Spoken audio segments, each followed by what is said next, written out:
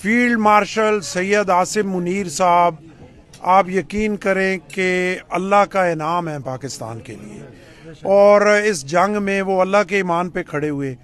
और मैंने जो देखा, अपनी आंखों से देखा, अपने कानों से सुना, डेड ऑनेस्ट आदमी हैं, मुल्क के लिए करना चाहते हैं, चीज़ों को ठीक करना चाहते हैं, उनकी ख्वाहिश है कि मैं अपने मुल्क के लिए कुछ कर सकूं।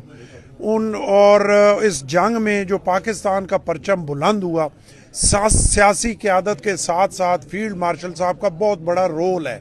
और आज दुनिया में जो ग्रीन पासपोर्ट की वैल्यू बड़ी है, अभी देखें हम 124 पे थे, 96 पे आ गए, अभी और हम बेहतर होंगे उसमें इंशाल्लाह।